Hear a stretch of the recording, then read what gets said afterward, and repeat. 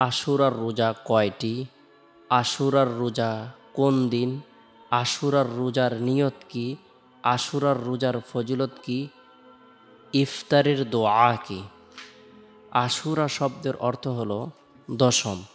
মহরম মাসের 10 তারিখকে আশুরার দিন বলা হয়ে থাকে। আশুরার দিবসের মর্যাদা ও ফজিলত ইসলামের পূর্বে থেকে স্বীকৃত হয়ে আসছে। পৃথিবীর ইতিহাসে অনেক ঐতিহাসিক ঘটনা এদিনে সংঘটিত হয়েছে। বিশুদ্ধ বর্ণনা মতে পবিত্র আশুরার দিবসে আরাফার ময়দানে হজরত আদম আলাইসাল্লামের তওবা কবুল হয়েছিল।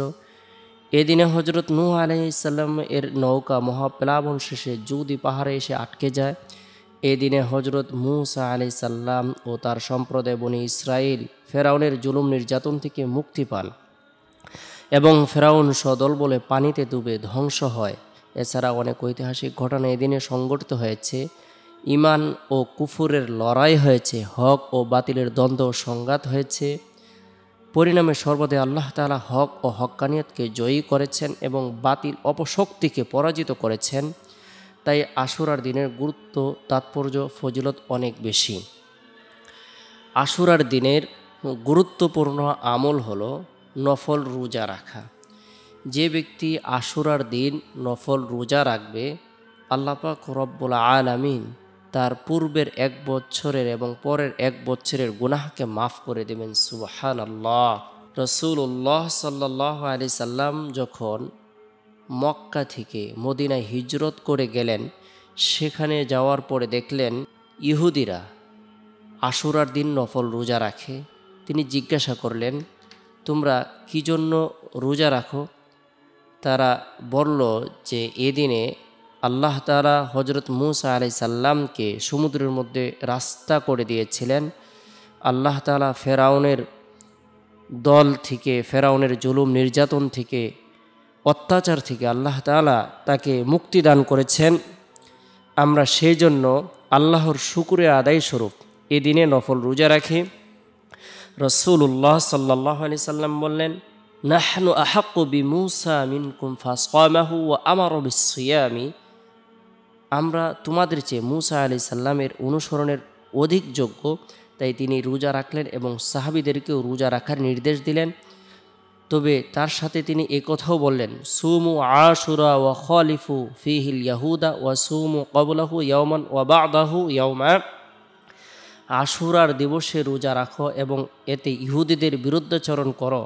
তারা মাত্র 1 দিন রোজা রাখে, তোমরা তাদের পূর্বের 1 দিন এবং পরের 1 দিন মিলে 2টি রোজা রাখো। আশুরার দিন আমরা কয়টি রোজা রাখবো? 2টি রোজা রাখবো, অর্থাৎ 9 এবং 10 মহরমের দিন রোজা রাখবো, অথবা মহরমের 10 তারিখ এবং 11 তারিখ মিলিয়ে 2টি রোজা রাখবো। এটি মুস্তাহাব আমল।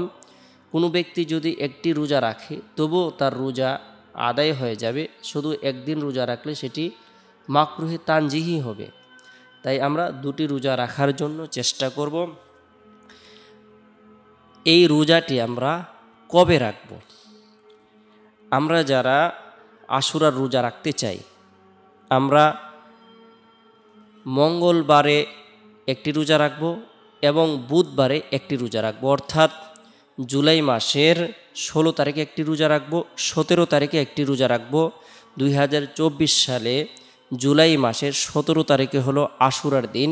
তাই আমরা মহরম মাসের 9 তারিখে এবং 10 তারিখে 2টি রোজা রাখার জন্য চেষ্টা করব।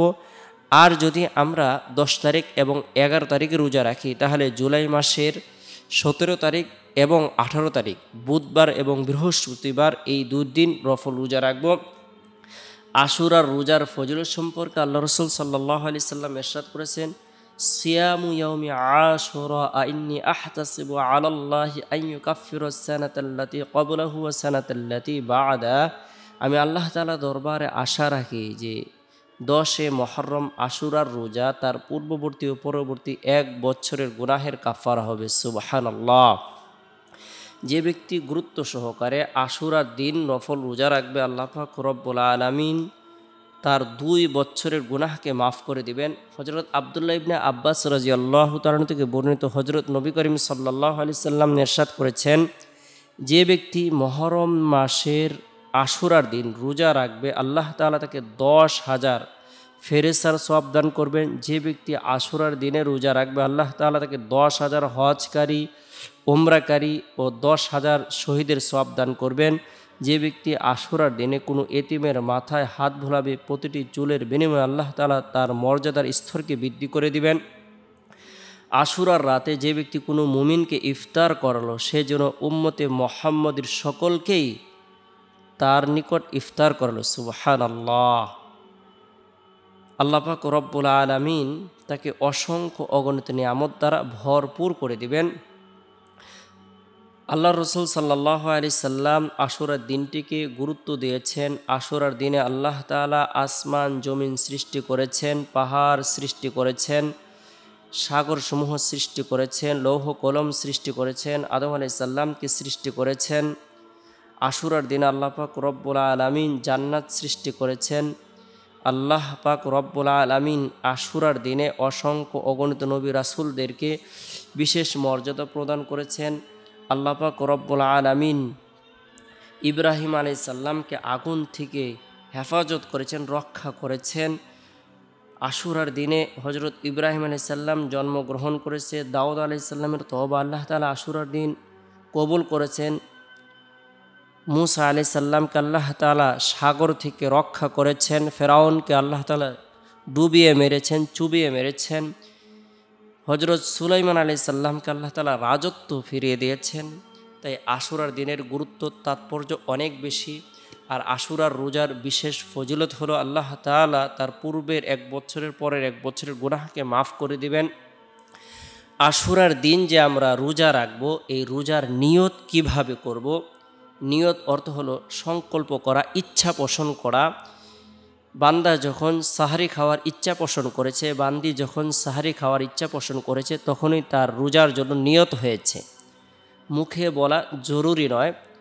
অনেকেই মুখে নিয়ত বলতে চান, তাহলে আপনি এইভাবে বলবেন, নিয়ত মুখে বলা জরুরি নয়, শুধু মনে মনে সংকল্প করে নিলেই যথেষ্ট হবে যে আমি আগামীকালকে আশুরার দিনের রোজা রাখবো। এভাবে মনে মনে সংকল্প করে নিলেই যথেষ্ট হবে।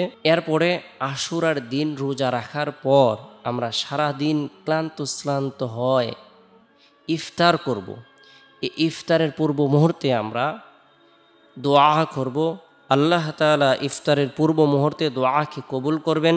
তাই গুরুত্ব সহকারে রোজা মুখে রব্বুল আলামিনের দরবারে রুনাজারি করব, দোয়া করব, প্রার্থনা করব গুনাহ মাফের উদ্দেশ্যে, হায়াত বৃদ্ধির উদ্দেশ্যে, ধন দৌলত বৃদ্ধির উদ্দেশ্যে, রিজিক বৃদ্ধির উদ্দেশ্যে রব্বুল আলামিনের দরবারে রুনাজারি করব। আল্লাহ তাআলা আপনার আমার দোয়াকে কবুল করবেন।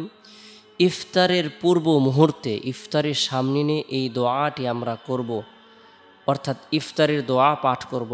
আল্লাহুম্মা লাকা সুমতু আলা রিজকিকা আফতারতু বিরহমাতিকা ইয়া আরহামার রাহিমিন।